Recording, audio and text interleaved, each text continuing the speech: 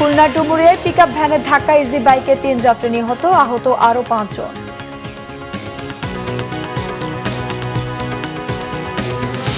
কক্সবাজারে স্টেক হোল্ডারদের সম্মেলনে রোহিঙ্গা সমস্যার সমাধানে প্রধান উপদেষ্টার 7 দফা প্রস্তাবনা, আন্তর্জাতিক সম্প্রদায়ের কার্যকর ভূমিকার আহ্বান।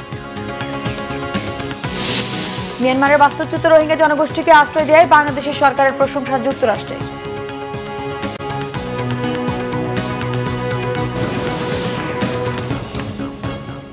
দেখছেন ক্রাউন সিমেন্ট সংবাদ শিরোনাম। খুলনার ডুমুরিয়ায় পিকআপ ভ্যানের সাথে ইজি বাইকের মুখোমুখি সংঘর্ষে 3 জন নিহত ও কমপক্ষে 5 জন আহত হয়েছেন। উপজেলার জিলেরডাঙ্গা এলাকায় সকাল 9:30টার দিকে দুর্ঘটনাটি ঘটে। প্রত্যক্ষদর্শীরা জানান 7 যাত্রী নিয়ে ডুমুরিয়া বাজার থেকে ইজি বাইকটি খুলনা মহানগরীর গোলামারি যাচ্ছিল। খুলনা সাতক্ষীরা মহাসড়কের জিলেরডাঙ্গায় পৌঁছালে খুলনা থেকে ছেড়ে আসা দ্রুতগামী একটি পিকআপের ধাক্কায় ঘটনাস্থলে ইজি বাইকটি দুমড়ে মুচড়ে যায়।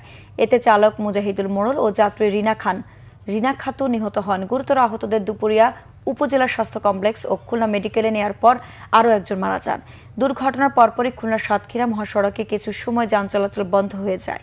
পুলিশ গিয়ে যান চলাচল স্বাভাবিক করে। ঘটনার পরপরই পিকআপ চালক ও হেলপার পালিয়ে যায়। রোহিঙ্গাদের নিরাপত্তা সহ নানা ক্ষেত্রে বাংলাদেশের একার পক্ষে সহযোগিতা অব্যাহত রাখা সম্ভব নয়। এক্ষেত্রে কার্যকর ভূমিকা রাখতে আন্তর্জাতিক সম্প্রদায়কে এগিয়ে আসার আহ্বান জানিয়েছেন অন্তর্বর্তী সরকারের প্রধান উপদেষ্টা ড. মোহাম্মদ ইউনূস।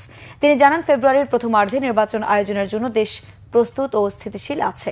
রোহিঙ্গা সংকটের টেকসই সমাধানে কক্সবাজারে 3 দিনব্যাপী আন্তর্জাতিক সম্মেলনের দ্বিতীয় দিনে আনুষ্ঠানিক উদ্বোধনীতে তিনি এ আহ্বান জানান। রোহিঙ্গাদের নিরাপত্তা প্রত্যাবাসনের আন্তর্জাতিক সম্প্রদায়ের কাছে 7 দফা প্রস্তাবনা দেন ড. ইউনূস। সম্মেলনে অংশ নিয়েছেন কূটনীতিক, আন্তর্জাতিক বিশেষজ্ঞ, বিভিন্ন দেশের শিক্ষাবিদ, বৈশ্বিক সংস্থা ও রোহিঙ্গা সম্প্রদায়ের প্রতিনিধিরা। Stakeholders dialogue take away to the high level conference on the Rohingya situation শীর্ষক সম্মেলনের আয়োজন করেছে রোহিঙ্গা বিষয়ক হাই রিপ্রেজেন্টেটিভের কার্যালয় এবং বাংলাদেশের পররাষ্ট্র মন্ত্রণালয়। আগামী 30 সেপ্টেম্বর নিউ ইয়র্কে জাতিসংঘ সাধারণ পরিষদের আগে এই সম্মেলনকে বিশেষ গুরুত্ব দিয়ে দেখা হচ্ছে। মানবিক সহায়তা ও তহবিল সংকট, রাখাইন রাজ্যের বর্তমান পরিস্থিতি, প্রত্যাবাসনের জন্য রোহিঙ্গাদের ভেতর আস্থা গড়ে তোলার উদ্যোগ, ন্যায় বিচার ও জবাবদিহিতা নিশ্চিত এবং টেকসই ও সময় উপযোগী সমাধানের দীর্ঘমেয়াদী কৌশলের 5টি থিম্যাটিক অধিবেশনকে কেন্দ্র করে হচ্ছে এবারের সম্মেলন। Safety, security and livelihood of the Rohingyas. They should make sure that no more Rohingyas enter into Bangladesh. At the same time, they must allow internally displaced persons from camps in central and northern Rakhine to return to their homes inside Myanmar as soon as possible. Rohingya ঢলের 8 বছর হলেও এখন পর্যন্ত একজন রোহিঙ্গাকেও ফেরত নেয়নি Myanmar. গত সরকারের কূটনৈতিক ব্যর্থতায় এবং চীন ভারতের কর্পোরেট স্বার্থের কারণে রোহিঙ্গাদের ফেরত পাঠানো সম্ভব হয়নি বলে মনে করেন বিশ্লেষকরা। অন্তর্বর্তী সরকারের আন্তর্জাতিক সম্মেলন রোহিঙ্গা প্রত্যাবাসনে সহায়ক হবে বলে প্রত্যাশা তাদের। রিপোর্ট করছেন ইমরুল কায়েস। মিয়ানমারের সামরিক জান্তার গণহত্যা ও নিপীড়নের শিকার হয়ে 2017 সালের 25 আগস্ট সীমান্ত পাড়ি দিয়ে বাংলাদেশে আশ্রয় নেয় লাখ লাখ রোহিঙ্গা। বর্তমানে কক্সবাজার সহ বিভিন্ন আশ্রয় শিবিরে বসবাস করছে 13 লাখেরও বেশি রোহিঙ্গা। গত 8 বছরে এই সংকটের সমাধান তো হয়নি, উল্টো নতুন করে বাংলাদেশে প্রবেশ করতে দেখা যাচ্ছে আরও রোহিঙ্গাদের। স্থানীয়দের পাশাপাশি রোহিঙ্গা সংকট এখন গোটা বাংলাদেশের জন্য বোঝা। পতিত সরকারের সঠিক কূটনৈতিক পদক্ষেপ এবং প্রতিবেশী বড় দেশগুলোর সহযোগিতার অভাবে রোহিঙ্গা সমস্যা জটিলতর হয়েছে বলে মনে করেন বিশ্লেষকরা। কোনো সফল কূটনীতি আমরা করতে পারিনি। নাম্বার 2 হচ্ছে ইন্টারন্যাশনাল যে কর্পোরেট ইনভেস্টমেন্ট কিংবা কর্পোরেট বাণিজ্য, রাশিয়া, চায়না, ভারত, এটার একটা শিকার আমরা। এবং আমরা কিন্তু চায়না এবং ভারত থেকে যে সহযোগিতা প্রত্যাশিত ছিল সেটা কিন্তু আমরা পাই নাই। এবং এইখানে সবচেয়ে বড় মেজর স্টেক হোল্ডার হচ্ছে মিয়ানমার এবং চায়না। তারা কিন্তু কেউ আমাদেরকে এফেক্টিভলি, হয়তোবা তারা কথা বলেছে, আশ্বাস দিয়েছে, কিন্তু আমরা কিন্তু এফেক্টিভলি মানে একদম কার্যকরভাবে কোনো সহযোগিতা কিংবা কোনো পদক্ষেপ কিন্তু আমরা দেখিনি। রোহিঙ্গা সংকট সমাধানে চলতি বছর বেশ কয়েকটি আন্তর্জাতিক সম্মেলনের আয়োজন করছে অন্তর্বর্তী সরকার। এসব সম্মেলনের মাধ্যমে সমাধানের একটি পথ বেরিয়ে আসবে বলে আশা বিশ্লেষকদের। যদি সম্মেলনগুলো শুধু ওই আপনার আলোচনা, তারপরে নানা রকম প্রস্তাব গ্রহণ, সেটার মধ্যেই সীমাবদ্ধ থাকে, তাহলে পরে তো আর আউটকাম কিছু আসবে না। আমরা আসলে এটা দেখতে চাই যে ফলপ্রসূ কূটনীতির মাধ্যমে তাদের জন্য প্রত্যাবাসনের ব্যবস্থাটা গ্রহণ করা হয়। প্রথম দিকে আশ্রয় শিবিরে থাকা রোহিঙ্গাদের সহায়তা করলেও আন্তর্জাতিক ত্রাণ সংস্থা ও দাতা দেশগুলো ধীরে ধীরে মুখ ফিরিয়ে নিচ্ছে। এতে চাপে পড়ছে বাংলাদেশের অর্থনীতি সহ সকল খাত। এ কারণে দ্রুত রোহিঙ্গা সংকটের স্থায়ী সমাধান চান বিশ্লেষকরা। ইমরুল কায়েস, বাংলা ভিশন, ঢাকা। কক্সবাজারের 2 উপজেলায় আশ্রিত 32টি ক্যাম্পে অবস্থানরত 13 লাখের বেশি রোহিঙ্গার ভবিষ্যৎ অনিশ্চিত রয়েই গেছে। এদেশে রোহিঙ্গাদের আসা দীর্ঘ 8 বছরেও আলোর মুখ দেখেনি প্রত্যাবাসন প্রক্রিয়া। রোহিঙ্গাদের দাবি, দিন মাস ঘুরে বছর আসে, কিন্তু তাদের ভাগ্যের কোনো পরিবর্তন ঘটে না। এরই মধ্যে দাতা সংস্থার আর্থিক সহায়তা কমে যাওয়ায় নানান দুশ্চিন্তা ও হতাশা ভর করছে তাদের মাঝে। পরদেশে আর না থেকে স্বদেশ মিয়ানমারে নিরাপদে ফিরতে চায় তারা। মোহাম্মদ ইউনুসের ভিডিও চিত্রে মোর্শেদুর রহমান খোকনের রিপোর্টে বিস্তারিত। মিয়ানমারের সামরিক বাহিনীর নির্যাতন সহ্য করতে না পেরে 2017 সালের 25 আগস্ট থেকে দলে দলে বাংলাদেশে অনুপ্রবেশ ঘটে রোহিঙ্গা শরণার্থীদের। বিভিন্ন দেশের চাপের মুখে রোহিঙ্গাদের সাময়িকভাবে আশ্রয় দিলেও বিগত আওয়ামী লীগ সরকার 7 বছরে রোহিঙ্গাদের প্রত্যাবাসনে ব্যর্থ হয়েছে। এর মধ্যে দফায় দফায় ছোট বড় দলের মাধ্যমে অনুপ্রবেশ ঘটেছে আরও বহু রোহিঙ্গার।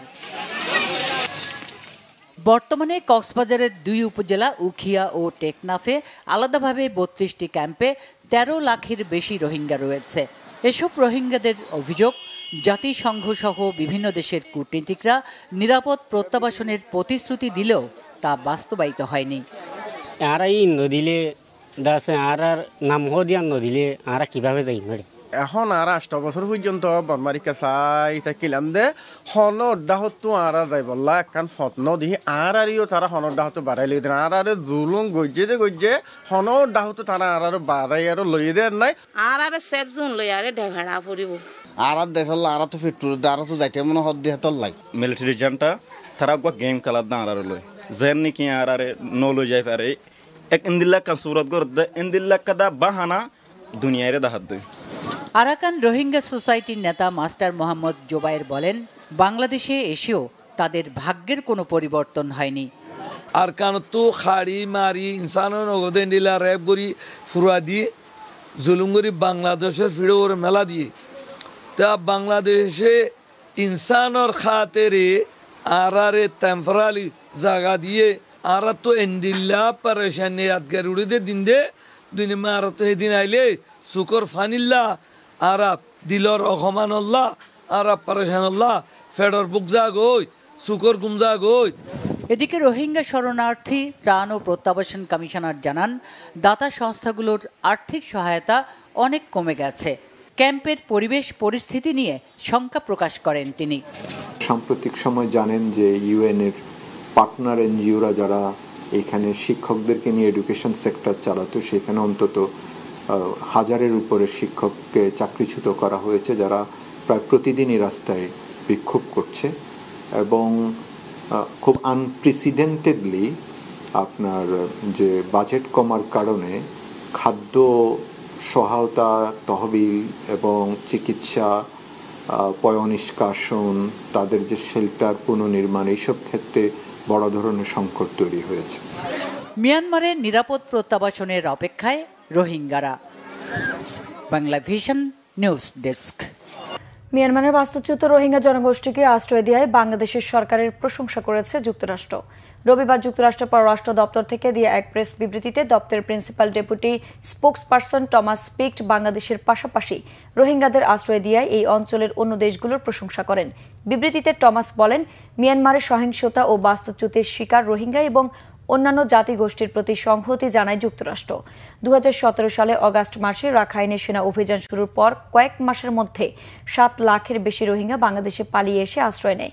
এর আগে থেকে বাংলাদেশে ছিল 4 লাখের বেশি রোহিঙ্গা। বর্তমানে 13 লাখের বেশি রোহিঙ্গা অবস্থান করছে বাংলাদেশে। দর্শক, ছিল এখনকার মতো। পরের সংবাদ বেলা 2টায়। এর আগে একটা রয়েছে নিউজ টপ 10, দেখার আমন্ত্রণ রইল। এছাড়া বাংলা ভিশন সংবাদ ও সংবাদ সংশ্লিষ্ট অনুষ্ঠান দেখতে ভিজিট করুন www.bvnews24.com ও facebook.com/banglavisionnews এবং সাবস্ক্রাইব করুন youtube.com/banglavisionnews। ধন্যবাদ।